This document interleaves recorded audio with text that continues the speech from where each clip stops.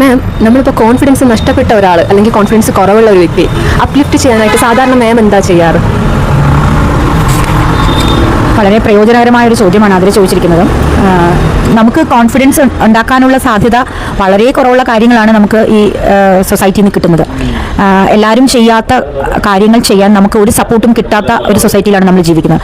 നമ്മൾ എവിടെയെങ്കിലും വ്യത്യസ്തനായി യുണീക്കായി നമ്മുടെ ചിന്തകൾ നമ്മുടെ പ്രവൃത്തികളൊക്കെ ഡിഫറെൻ്റ് ആണെന്ന് കണ്ടാൽ നമ്മളെ കല്ലെറിയും. നമുക്കത് ഭയം ഉളവാക്കും. അവിടെ നമ്മൾ ഒറ്റയ്ക്ക് നിന്ന് പൊരുതാനുള്ള ധൈര്യവും ക്ഷമയും നമുക്കുണ്ടാവില്ല. കാരണം കുട്ടിക്കാലം മുതലേ അങ്ങനെയാണ് അതിനെ ചിട്ടപ്പെടുത്തിയെടുക്കുന്നത്, പഠിപ്പിച്ചെടുക്കുന്നത്. പാരൻറ്റിങ്ങിലൂടെയും പ്രോഗ്രാമിങ്ങിലൂടെയും ഉപദേശങ്ങളിലൂടെയും നമുക്ക് കുട്ടിക്കാലം മുതൽ തരുന്നത് ഒരു വ്യത്യസ്തനാകാനായി അല്ലെങ്കിൽ ഒരു ക്രിയേറ്റർ ആവാനുള്ള ഒരു സാധ്യതയും നമ്മുടെ കുഞ്ഞുങ്ങൾക്ക് അല്ലെ കുഞ്ഞൊരു ചെറിയ കുട്ടിക്ക് ഇല്ല. അത്തരം സാഹചര്യങ്ങളേ ഇല്ല. അവനെപ്പോഴും എല്ലാവരും ഫോളോ ചെയ്യാനും കണ്ടുപഠിക്കാനും അവനെ കണ്ടുപിടിക്കൂ, ഇവനെ കണ്ടുപിടിക്കൂ, അവരെ പോലെയാകൂ, ഇവരെ പോലെയാകൂ എന്നുള്ള മാതൃക ഇട്ട് തന്നുകൊണ്ട് അതിനെ ഫോളോ ചെയ്യാൻ ആവശ്യപ്പെടുന്ന ഒരു പാരന്റിംഗ് ആണ് എല്ലാ കുഞ്ഞുങ്ങൾക്കും കിട്ടുക. അവിടെ അവനവൻ്റെ ഉള്ളിലെ അവനവനെ കൊണ്ടുവരാനുള്ള ധൈര്യം കിട്ടാതെയാണ് കുഞ്ഞുങ്ങളൊക്കെ വളർന്നു വരിക. അപ്പോൾ ഒബ്വിയസ്ലി ആത്മവിശ്വാസം എന്ന കാര്യം ഉണ്ടാവില്ല. അവിടെ മറ്റു പല വിശ്വാസങ്ങളാണ് വരുന്നത്. അത് ദൈവവിശ്വാസം, മാതാപിതാക്കളെ വിശ്വസിക്കുക, മുതിർന്നവരെ വിശ്വസിക്കുക, മതത്തെ വിശ്വസിക്കുക, രാഷ്ട്രീയ കക്ഷികളെ വിശ്വസിക്കുക, രാഷ്ട്രീയ പാർട്ടികളെ വിശ്വസിക്കുക. ഇത്തരം വിശ്വാസങ്ങളൊക്കെ പുറത്തു കൊടുക്കാനാണ് പറയുന്നത്, പുറത്തുള്ളവരെ വിശ്വസിക്കുക. അവിടെ നമ്മളെ വിശ്വസിക്കാൻ ഒരു സ്ഥലത്തും ശീലിപ്പിക്കുന്നില്ല. അപ്പോൾ മനുഷ്യന് ഒരിക്കലും സെൽഫ് കോൺഫിഡൻസ് എന്ന പാറ്റേണിലേക്ക് അവൻ എത്തിയിട്ടില്ല. അവനവൻ്റെ ഉള്ളിൽ എൻ്റെ ഉള്ളിൽ ഇന്നൊരു കഴിവുണ്ട്, അതെന്താണെന്ന് ഞാൻ കണ്ടെത്തുക, അതെന്താണെന്ന് മനസ്സിലാക്കുക. ആ കഴിവിനെ പുറത്ത് കൊണ്ടുവരാൻ, ആ കഴിവിനെ മറ്റൊരു മനുഷ്യനും കൂടെ പ്രയോജനപ്പെടുത്താൻ വേണ്ടി ഓരോ മനുഷ്യനും ശ്രമിച്ചാൽ ഈ ഭൂമി ഫുൾ ഓഫ് വണ്ടേഴ്സ് കൊണ്ട് നിറയും. കാരണം ഓരോ മനുഷ്യനും ഓരോ കഴിവാണ്. ഒരു മനുഷ്യനെ പോലെ മറ്റൊരു മനുഷ്യനില്ല. There is no similar human being. Everybody is unique. അപ്പോൾ ആ യുണീക്നെസ് മുഴുവൻ ഇവിടെ കൊണ്ടുവരികയാണെങ്കിൽ എത്ര ബ്യൂട്ടിഫുൾ ആയിരിക്കും. സ്കില്ലുകൾ കൊണ്ട് നിറയുന്ന, സന്തോഷം കൊണ്ട് നിറയുന്ന, ആത്മവിശ്വാസം കൊണ്ട് നിറയുന്ന മനുഷ്യരെ മാത്രമേ നമുക്ക് ഇവിടെ കാണാൻ പറ്റൂ.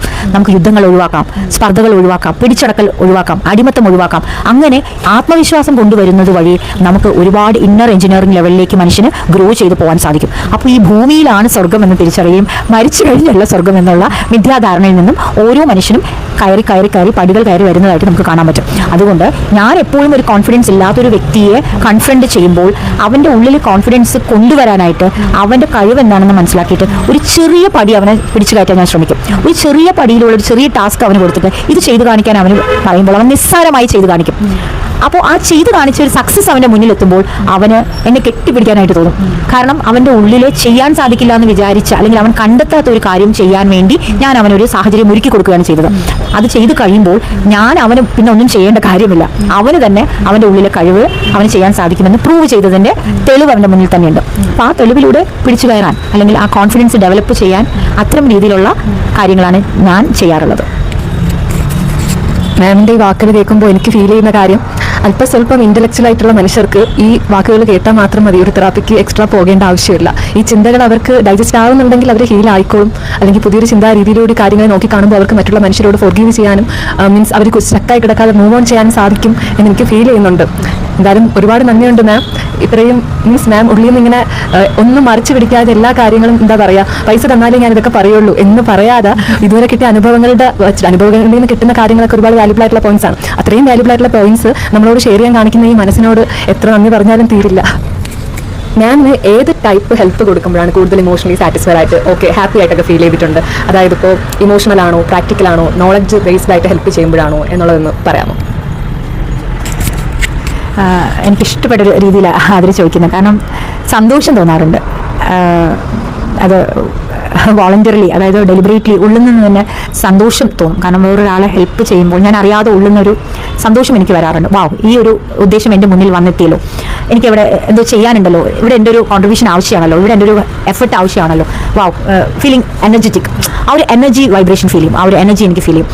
അപ്പോൾ എനിക്ക് മറ്റൊരാളെ ഇമോഷണലി ഹെൽപ്പ് ചെയ്യുമ്പോൾ, അവർ തകർന്നിരിക്കുമ്പോൾ, അവർ സങ്കടപ്പെട്ടിരിക്കുമ്പോൾ, അവർ വേദനിച്ചിരിക്കുമ്പോഴൊക്കെ എനിക്ക് അവരുടെ അടുത്തേക്ക് പോയിട്ട് ഒരു സന്തോഷം പകർന്നു നൽകാൻ എനിക്ക് ഒരുപാട് തവണ സാധിച്ചിട്ടുണ്ട്. അതിൻ്റെ ഒരു എക്സ്പീരിയൻസ് ആണ്, പലതരം എക്സ്പീരിയൻസ്, ഒന്നല്ല രണ്ടല്ല അഞ്ചല്ല 100 തരം കണക്കിന് എക്സ്പീരിയൻസ് എനിക്ക് അത്തരം കാര്യത്തിലുണ്ടായിട്ടുണ്ട്. പിന്നെ അവരെ ആ പഴയ വഴിയിൽ പോയതുകൊണ്ട് നിങ്ങൾക്ക് ദുഃഖമല്ലേ എന്ന് പറഞ്ഞിട്ട് ചെറിയ ചില സപ്പോർട്ടുകൾ കൊടുക്കുമ്പോൾ അവരുടെ കണ്ണിൽ ആ വെളിച്ചം, ആ തെളിച്ചം, ആ കണ്ണും മനസ്സും തുറന്ന് അവർ സന്തോഷത്തിലേക്ക് എത്തുന്നത് എനിക്ക് പലപ്പോഴും ഫേസ് ടു ഫേസ് എക്സ്പീരിയൻസ് ചെയ്യാൻ പറ്റിയിട്ടുണ്ട്. കാരണം നമുക്ക് മനസ്സിലാകും അവർക്ക് അതിൻ്റെ ഇൻഫ്ലുവൻസ് വന്നു, പിന്നെ അവർക്ക് അതിൽ പിടിച്ച് ജീവിക്കാൻ അവർ വിചാരിച്ചാൽ അവർ വിചാരിക്കണം, പിന്നെ അവർക്ക് അതിൽ പിടിച്ച് മുന്നോട്ട് പോകണമെന്ന് അവർ തയ്യാറാവുന്നിട്ട് അവർക്ക് വില്ലിങ്നെസ് ഉണ്ടാവുന്നത് വഴി ഉണ്ടാവുന്നത് തൊട്ട് അവരുടെ ജീവിതം മാറി മറിയും. ഉറപ്പായ കാര്യമാണ്. കാരണം ഇത് എൻ്റെ ജീവിതാനുഭവമാണ്. നമ്മുടെ ജീവിതത്തിൽ ദുഃഖവും സങ്കടവും നഷ്ടങ്ങളും മാത്രമാണ് നമ്മളെ പിന്തുടരുന്നെങ്കിൽ അവിടെ നമ്മുടെ ഇഫക്റ്റീവ് തോട്ട് പ്രോസസ്സാണ് കാരണം. നമ്മുടെ ഇഫക്റ്റീവ് തോട്ട് പ്രോസസ്സ് ഒന്നും ചെയ്യാതിരിക്കുന്നത് കൊണ്ടാണ് നമ്മൾക്ക് എന്നും ദുരിതവും ദുഃഖവും നമ്മളെങ്ങനെ പിന്തുടർന്നുകൊണ്ടിരിക്കുന്നത്. അവിടെ നമ്മുടെ ഇഫക്റ്റീവ് തോട്ട് പ്രോസസ്സ് ശരിയായ കോൺട്രിബ്യൂഷൻ നടത്തുവാണെങ്കിൽ ഇതുവരെ വന്ന ജീവിതത്തെ മാറ്റിമറിക്കാൻ നമ്മൾക്ക് തീർച്ചയായിട്ടും സാധിക്കും. നമ്മൾക്കേ സാധിക്കും, മറ്റൊരു ശക്തിക്കും സാധിക്കില്ല. ആ തോട്ട് പ്രോസസ്സ് കൊണ്ട് നമ്മുടെ ജീവിതത്തെ 360 ഡിഗ്രി ചേഞ്ച് ചെയ്യാൻ നമ്മൾക്ക് സാധിക്കും. അപ്പോൾ ഇത്തരം ആൾക്കാർക്ക് ഞാൻ ഇമോഷണലി കൊടുക്കുന്ന സഹായം, സപ്പോർട്ട്, അല്ലെങ്കിൽ അവരുടെ ലൈഫ് സ്കില്ലിൽ വാല്യൂ അഡീഷൻ കൊടുക്കുന്ന എൻ്റെ ചെറിയ എക്സാമ്പിൾസോട് കൂടിയ, എൻ്റെ ബോഡി ലാംഗ്വേജ് കൂടിയുള്ള, എൻ്റെ അനുഭവത്തോടു കൂടിയുള്ള എൻ്റെ സ്റ്റേറ്റ്മെൻറ്റ്സ്, എൻ്റെ ഇൻവോൾവ്മെൻറ്റ് ഒക്കെ മറ്റു മനുഷ്യരിൽ നല്ല മാറ്റങ്ങൾ ഉളവാക്കാൻ, അവരുടെ അപ്രിസിയേഷൻ എനിക്ക് കിട്ടാൻ, അവരുടെ നന്ദി എനിക്ക് കിട്ടാൻ, അവരുടെ ഹഗ് എനിക്ക് കിട്ടാനൊക്കെ ഒരുപാട് ഭാഗ്യമുണ്ടായിട്ടുള്ള ഒരാളാണ് ഞാൻ. മാം, നമ്മൾ അവസാനത്തെ ചോദ്യത്തിലേക്ക് കിടക്കുവാണ്. അപ്പോൾ അതായത് മാം ഇപ്പോൾ മറ്റൊരാളെ ഹെൽപ്പ് ചെയ്യുന്നത് അല്ലെങ്കിൽ മറ്റുള്ള ആൾക്കാരെ ഹെൽപ്പ് ചെയ്യുന്നതും മാം സ്വന്തം കാര്യങ്ങൾ നോക്കിക്കൊണ്ട് പോകുന്നതും, അപ്പോൾ ഇത് തമ്മിൽ ബാലൻസ് ചെയ്യണമല്ലോ, അതെങ്ങനെയാണ് ചെയ്യാറുള്ളത്? ഞാനത് എന്നെക്കുറിച്ചുള്ള ചോദ്യമായതുകൊണ്ട് എനിക്കിത് വളരെ കുട്ടിക്കാലം പോലെ ഈ പ്രവർത്തന മേഖലയിൽ ഞാൻ വളരെ സുപരിചിതയാണ്.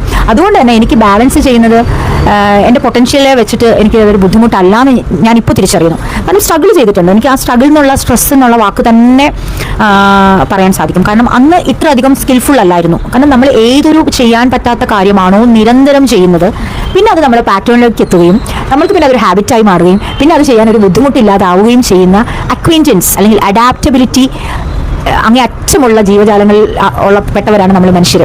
എത്ര ബുദ്ധിമുട്ടുള്ള കാര്യവും നമുക്ക് നിരന്തരം ചെയ്യാൻ പറ്റും, ഒരു ബുദ്ധിമുട്ടില്ലാതെ. തുടക്കം മാത്രമാണ് ബുദ്ധിമുട്ട്, ആദ്യത്തെ പടി വെക്കുന്നത് മാത്രമാണ് ബുദ്ധിമുട്ട്. അപ്പോൾ അത് അങ്ങനെ ചെയ്ത് എനിക്കതൊക്കെ ബാലൻസിങ് എന്നുള്ളത് ഞാൻ അറിയാതെ എന്നിലേക്ക് വന്നുപോയി. പ്രാക്ടീസ് കാരണം, നിരന്തരമുള്ള കൈകാര്യം ചെയ്യൽ കാരണം. വേറെ ഓപ്ഷൻ ഇല്ല, അത് ചെയ്തേ പറ്റൂ, ഞാനേ ചെയ്യുള്ളൂ, ഞാനേ കണ്ടുള്ളൂ എന്ന് പറയുന്ന മാതിരി എനിക്കേ ചെയ്യാൻ പറ്റുമായിരുന്നുള്ളൂ അന്നത്തെ ആ ഒരു സാഹചര്യത്തിൽ. അപ്പോൾ അങ്ങനെ ചെയ്ത് അത് എൻ്റെ കാര്യമാണോ വേറൊരാളുടെ കാര്യമാണോ, ഇതുകൊണ്ട് എനിക്ക് ബെനിഫിറ്റ് ഉണ്ടോ, ഇതുകൊണ്ട് അവർക്ക് മാത്രമേ ബെനിഫിറ്റ് കിട്ടുള്ളൂ എന്നൊന്നും സ്വാർത്ഥമതിയാകാൻ സാധിക്കാത്ത ജീവിത സാഹചര്യങ്ങളിലൂടെ സർവീസിലൂടെ പോയതിൻ്റെ പേരിൽ എനിക്കത് ബാലൻസ് ആണോ ഇംബാലൻസ് ആണോ എന്ന് പോലും തിരിച്ചറിയാൻ സാധിക്കുന്നില്ല. ഈ ഒരു ചോദ്യം മാത്രം എന്നോട് ചോദിക്കുമ്പോൾ അവിടെ എനിക്ക് അത്തരം ഒരു ലിമിറ്റേഷനിൽ നിൽക്കാൻ പോലും സാധിക്കുന്നില്ല. കാരണം ഞാൻ ഫ്ലെക്സിബിൾ ആയി, ഓൾറെഡി ഞാൻ ഫ്ലെക്സിബിൾ ആണ്. അപ്പോൾ അതുകൊണ്ട് തന്നെ അത് ആർക്ക് പ്രയോജനം, ഇത് എനിക്കല്ലല്ലോ പ്രയോജനം, അതുകൊണ്ട് ഞാനത് ചെയ്യില്ലല്ലോ എന്നുള്ളൊരു സ്വാർത്ഥമായ ഒരു ചിന്ത എൻ്റെ ഉള്ളിൽ ഇപ്പോൾ ഈ കാലാകാലങ്ങളായി ഫേസ് ചെയ്ത കാര്യങ്ങളെ കൊണ്ട് എനിക്ക് ഇല്ല. അതുകൊണ്ട് തന്നെ എനിക്ക് എല്ലാം കൈകാര്യം, എൻ്റെ മുന്നിൽ വരുന്ന കാര്യമാണോ എനിക്കത് ബാലൻസ് ചെയ്യാൻ സാധിക്കുമെന്നുള്ള തീവ്ര ഉറപ്പ്, ട്രസ്റ്റ് ഉണ്ട്. എനിക്ക് എന്നെക്കുറിച്ച് തന്നെ നല്ല ട്രസ്റ്റ് ഉണ്ട്. ആ ട്രസ്റ്റ് ഉള്ളത് കൊണ്ട് തന്നെ എനിക്ക് ബാലൻസിങ്ങിൻ്റെ ഒരു പ്രശ്നം തന്നെ ഇല്ല. ഉത്തരം ക്ലിയർ ആണെന്ന് കരുതുന്നു. മാം ഇതുവരെ തന്നെ എല്ലാ ഉത്തരങ്ങളും വളരെ മനോഹരമായിരുന്നു എന്ന് മാത്രമല്ല വളരെ ഗ്രേറ്റ് ആയിരുന്നു. ഞാൻ അതിനോട് വളരെ ഗ്രാറ്റിറ്റ്യൂഡ് കീപ്പ് ചെയ്യുന്നു. Thank you ma'am. അപ്പോൾ മാം നമ്മളിന്ന് സംസാരിച്ച വിഷയം ഹെൽപ്പിംഗ് മെൻറ്റാലിറ്റിയെ കുറിച്ചായിരുന്നു. നമുക്ക് ഒത്തിരി അറിവുകൾ മാം നമ്മളോട് പങ്കുവച്ചു. നമുക്കതിൽ വളരെ അതിയായ നന്ദിയുണ്ട്. എങ്ങനെ പറയണം എന്ന് അറിഞ്ഞൂടെ, കാരണം ആരും അങ്ങനെ ഇത്ര സിമ്പിളായിട്ട് ഇത്രയും വാല്യുബിൾ ആയിട്ടുള്ള പോയിന്റ്സ് ഇങ്ങനെ പറഞ്ഞു തരത്തില്ല. ഇപ്പോൾ ഒരു തെറാപ്പി അറ്റൻഡ് ചെയ്യുന്നതിന് തുല്യമാണ് മാമിൻ്റെ ഒരു സെഷൻ നമ്മളിങ്ങനെ ഡയറക്റ്റായിട്ട് അറ്റൻഡ് ചെയ്യുമ്പോൾ നമുക്ക് ഫീൽ ചെയ്യുന്നു. മറ്റുള്ളവർക്കും സെയിം എനിക്ക് ഫീൽ ചെയ്ത അതേ എക്സ്പീരിയൻസിന് ഉണ്ടാവും ഞാൻ പ്രതീക്ഷിക്കുന്നു. അവർക്ക് ആദ്യം മുതൽ അവസാനം വരെ കണ്ടിട്ടുണ്ടെങ്കിൽ അവർക്ക് എന്തുമാത്രം യൂസ്ഫുൾ ആയിട്ട് ഉണ്ടാവും എന്ന് എനിക്ക് മനസ്സിലാക്കാൻ സാധിക്കുന്നുണ്ട്. സോ മാം ഇനി നമുക്ക് നല്ലൊരു ടോപ്പിക്കുമായിട്ട് മറ്റൊരു ദിവസം കാണാം. അപ്പോൾ ഇന്ന് മാം ഇത്രയും നേരം നമ്മളോടൊപ്പം സ്പെൻഡ് ചെയ്തതിന് ഒരുപാട് തിരക്കുണ്ടെന്ന് അറിയാം. അതിൻ്റെ ഇടയിലാണ് എനിക്ക് വേണ്ടി കുറച്ച് സമയം കണ്ടെത്തി ഇവിടെ വരെ വന്ന് ഇത്രയും കാര്യങ്ങൾ ഷെയർ ചെയ്തത്. ഒരുപാട് നന്ദിയുണ്ട് മാം. Thank you.